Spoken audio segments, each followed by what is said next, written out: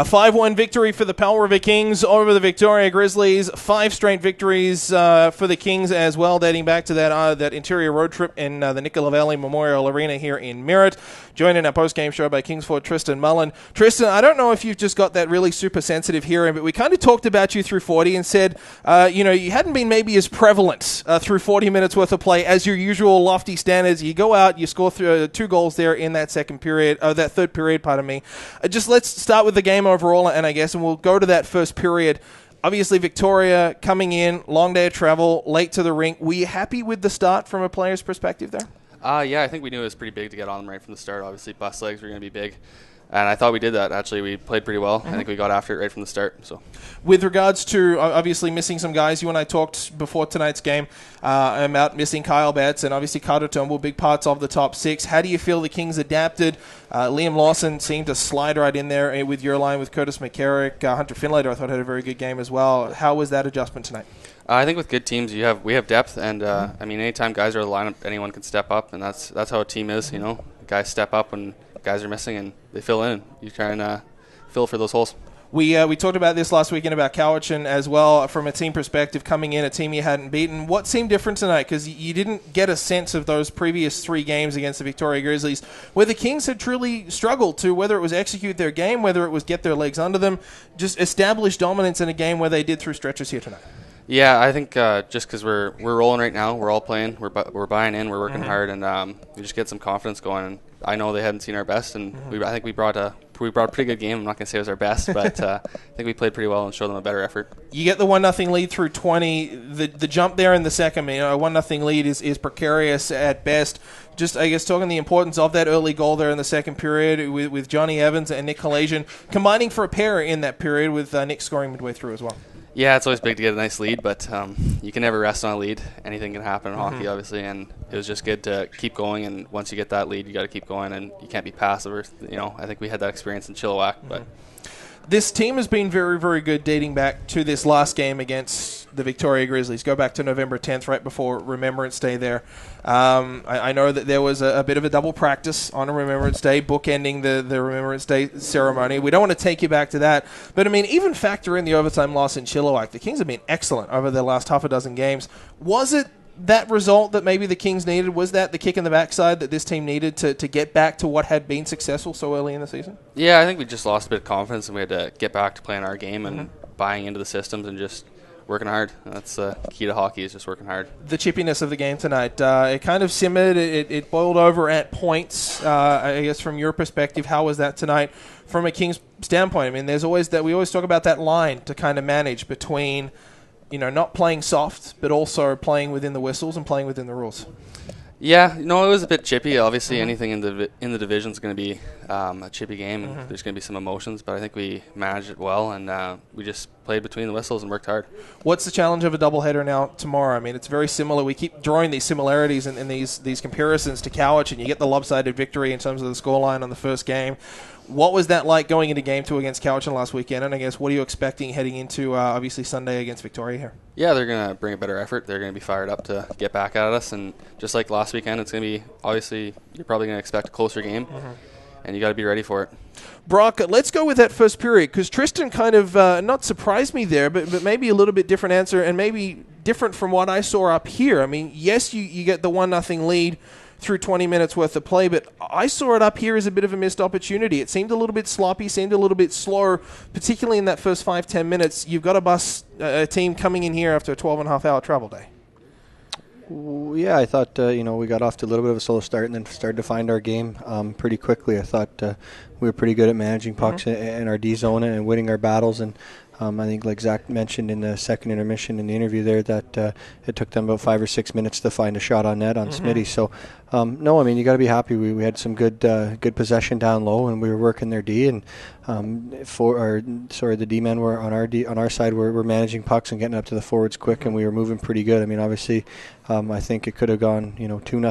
I think we had our chances, but you get the one nice point shot and a good tip in front. So we were happy with our opening 20. Simple goals tonight as well.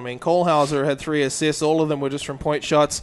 It was Lawson generating, Evans in front. Leipzig was just a dump, and then some good work behind the net. Simple goals seem to be what this team is making its money on here. No, exactly, and that's the big word. It's just simple. I mean, when you keep the game simple and don't try to overcomplicate it and try to do too much, I mean, good things happen. Like you just mentioned, we dump it in, we retrieve it, and get on the cycle, and then create an opportunity. And Cole Hauser with 3 assists, just getting the puck towards the net and letting the forwards junk it up down there, like I've mentioned in the past. So, no, I mean, it's finding ways to score goals and finding ways to win games. It's what's clicking for us right now.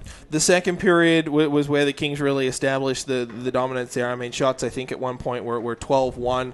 In the period, Kings were able to open up a bit of a lead in that stat. Victoria came back really after the radio timeout, which was a bit later in the period, I think with about 7.5 to go. But that's the nice follow-up period. I mean, you get the period, you get the 1-0 lead, maybe a bit of a slow start, but you're able to build into the game. That middle frame's got to make you pretty happy. No, it was good. I mean, obviously we we capitalized with 2 more to make it 3-0, and then after the TV timeout, I thought we got a little complacent. We were resting on our laurels and a 3-goal lead. I mean, it wasn't good. I thought Victoria had some good pushback, and they were starting to work and down low and find opportunities towards our net. And Smitty stood tall for us. But no, I think if we played well in so many aspects of the game tonight, and we can nix those lulls where we let them take it to us. It's a much easier game for us. You bring up Smitty. I don't want to necessarily talk about him directly because it's becoming a bit of a broken record, and that's meant to be a compliment for the Kings guy in net tonight. Picks up win number 15.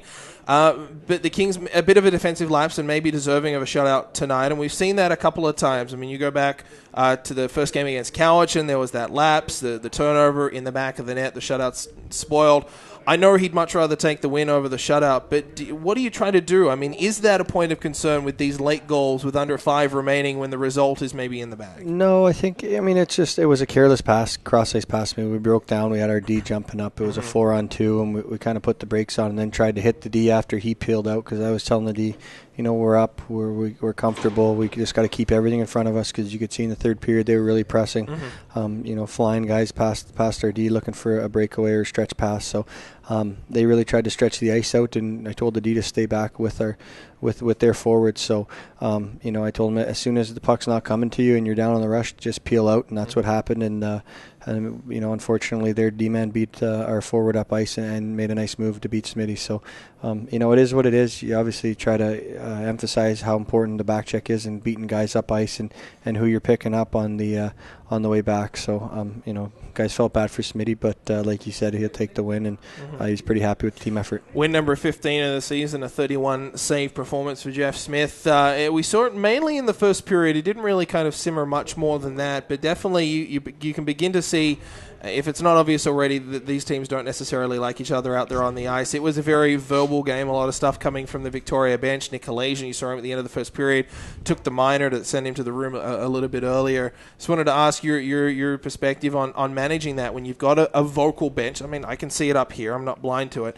You've got a vocal bench and how you manage that as a bench on the other side there. No, I think we prepared our guys well enough throughout the week to know that you're playing a game against a team that doesn't like you. I mean, obviously the history speaks for itself between the two organizations, and last year in the playoffs as well. But no, I mean, we told them, especially with unfortunate ferry situation, couldn't get some help over here. Had a couple guys from Campbell River lined up, so we knew going in with a short bench it was going to be key to be disciplined tonight. And I thought our guys did a good job. We told them, you're gonna have to go through the highs and lows and just keep a level head. And you could see Nick Halasian walking that fine line like he always does. And but no, I mean, it is what it is. It's a divisional game. Tensions are running high and emotional. Everyone's emotionally invested into it. So, it is what it is. It's two teams that don't like each other in division, and these points are so valuable. So, I think tonight was great, but now we got to prepare for tomorrow. Expectations for tomorrow, because it's very similar. And as we said to Tristan, we draw comparisons to last weekend as well. At the start, it was a team the Kings hadn't beaten, Island Division foe, chasing in the standings. Pretty similar situation here.